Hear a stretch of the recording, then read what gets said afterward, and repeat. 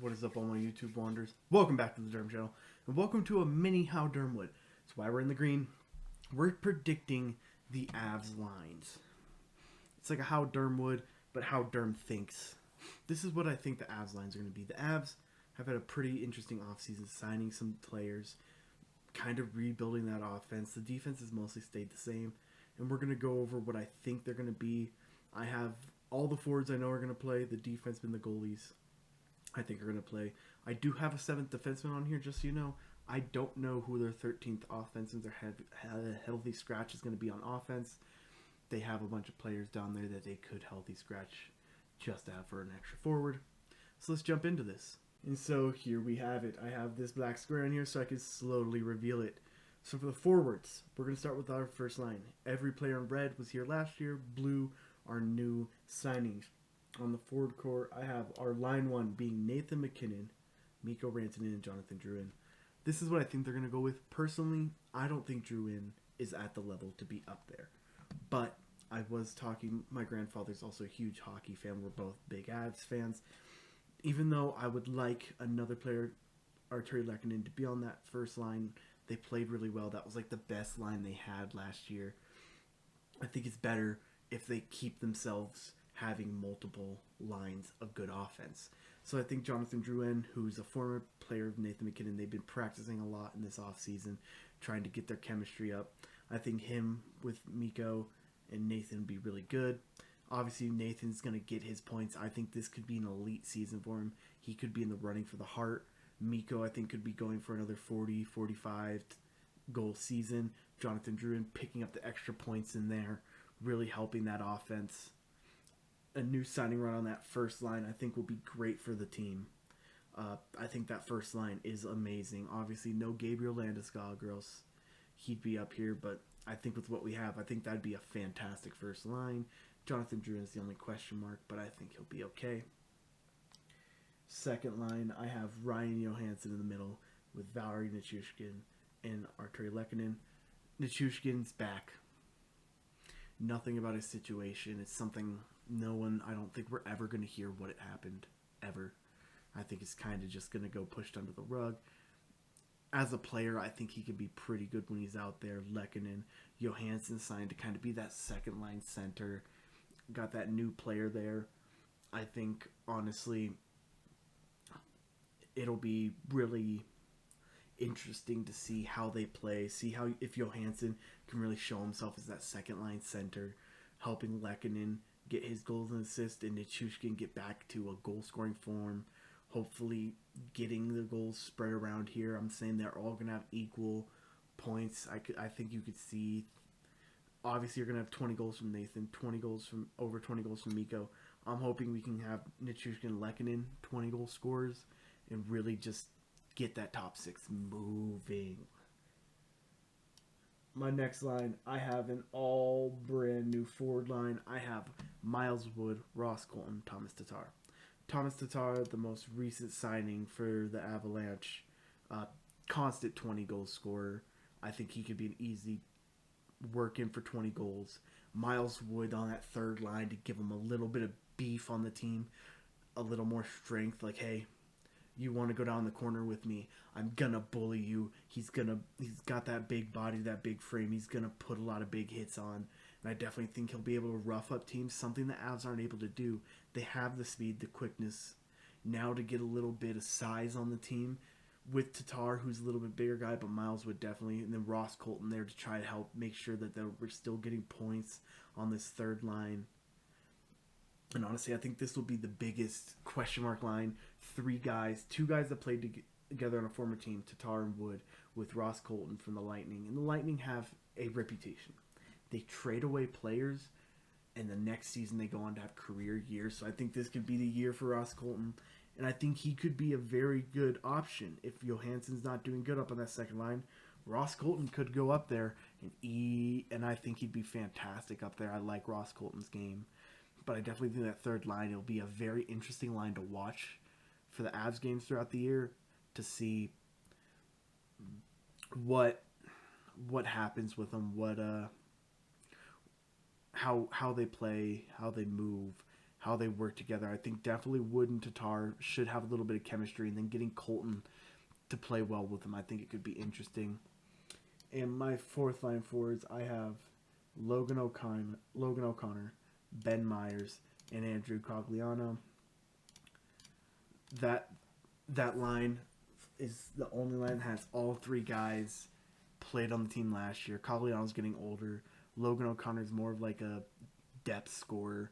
Ben Myers has never been nothing amazing. Shut up, phone! Sorry, that was just my phone being annoying. But yeah, I definitely think you could see a few goals down here. This is where the points aren't going to be coming a lot.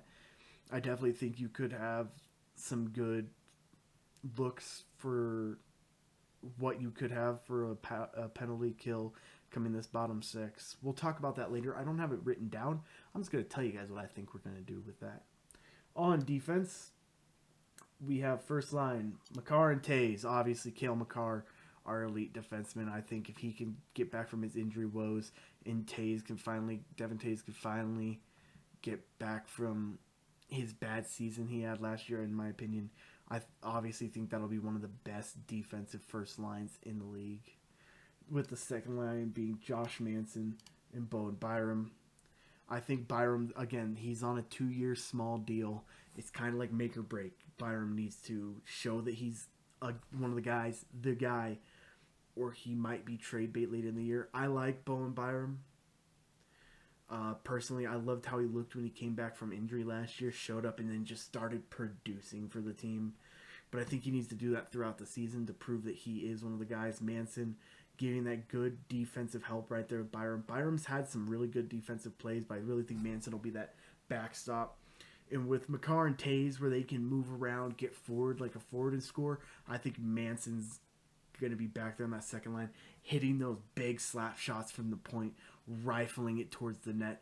Really, when they come out there about the time when Lekin and Johansson and Nichushkin come out playing with Manson and Byram, I definitely think get Johansson in front of the net and have Manson rip it from the point. Then you have Byram to kind of help move forward. He and Lekkinen played together. He knows Nichushkin. I think that could be great. Our third defensive pairing will be Samuel Girard and Jack Johnson. Obviously, Eric Johnson is gone, unfortunately. We still thank him for everything he did. We got him a cup, which is exciting. He got a cup here with the Avs. He's just getting older. And I think it's better for him in his career to move on from the Avs, go on to a team where he can just be a depth sixth, like a third line pairing defenseman, and just mentoring younger kids for that team. I think he went to the LA Kings, if I remember off the top of my head. And then obviously I have Curtis McDermott being our seventh defenseman. Obviously I don't know who our 13th forward will be. He'll be healthy scratch throughout the year. Him and Jack Johnson probably can switch in and out depending on how Jack's doing. And then obviously another forward that can fit in here. Samuel Girard, I personally think his small body worries me. He gets beat a lot. He's a very boom or bust player. He's either going to go up there and make an amazing offensive play and lead to a goal, or I feel like if something happens, he's going to always be back. He's going to make a horrible defensive play and cause a goal against. It's boom or bust. He's not physical. He's all speed, which Jack Johnson then will have to bring the defensive ability to that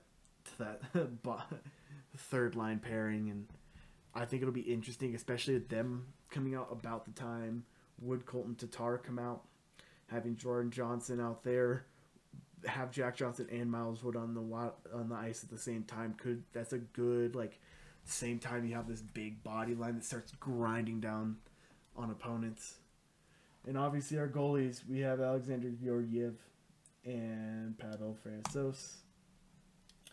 And yeah, I think Francouz, Georgiev proved last year he's good. He knows what he's doing. He is a really good goalie. Winning had the most wins throughout the season, but that's also because Francouz went down, and I don't think we can put Georgiev in that spot anymore. I think this is the make or break year for Francouz here with the Avs. It's stay healthy and play well, or it's time to let him go and find a new backup. He worries me. He does have a lot of injury issues. For our power play, I think our first line power play will be Mikko, Nathan. I think our Arturi Lehkonen could get the move up with Makar. And I think you should put Bo and Byram on that first line power play. With our second line power play being, in my opinion, Johansson, Colton, Drouin should be that second line power play with Taze and Samuel Girard coming out there. Josh Manson, Jack Johnson, I don't really think are the power play guys. I think when it comes to power play, that'd be fantastic. McKinnon, Rantanen, and Lehkonen, you know they work good together. You put Makar and Byram, two speedy offensive guys back there who can both make some defensive plays if absolutely necessary. But I think that power play would be amazing.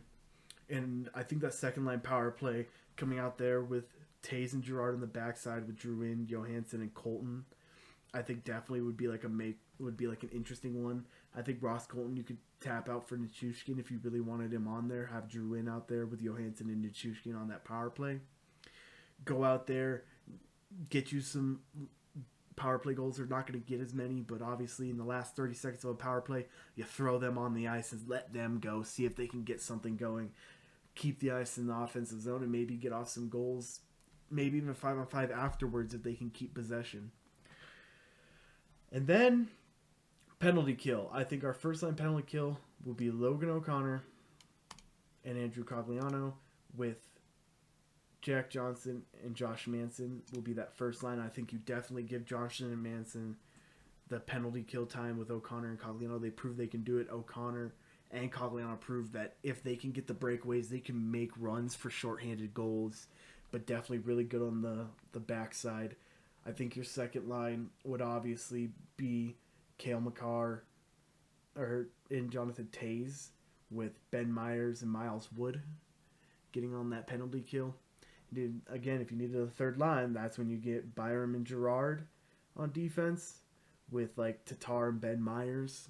You let the bottom six really take control of that penalty kill. That's why you brought them in. That's why you built this team. They're bigger. They're more defensive minded. They can do some good offense. Like Logan O'Connor is a very good two-way player. Myers, two-way player. I think Wood's a great defensive mind. Tatar is a good two-way player. I think definitely that bottom six will help with defense. And then you have these big guys like Manchin and Girard being in that first line with O'Connor and Cogliano. And then Makar and Taze with Wood and Myers, I think would be a fantastic. You could even do Miles Wood and Thomas Tatar if you wanted, and then Myers and Colton. But I definitely think you use that bottom six. You might even throw Ryan Johansson in there, but I definitely think you leave a lot of your big offensive stars off the ice for penalty kills. And that's what I think the Avs lineups are going to look like. I think it'll be a fun season to watch. Again, a lot of that, we do have a lot of blue up here in the forward core, but we left together one of the best, if not the best, defensive cores in hockey. And I can't wait for hockey to start. I might talk football a lot on here, but hockey I love so much. It's like my favorite sport. So we'll just have to see how the Avs do. And thank you guys so much for watching. I'll see you in my next video. Boopa! Boopa! Boopa!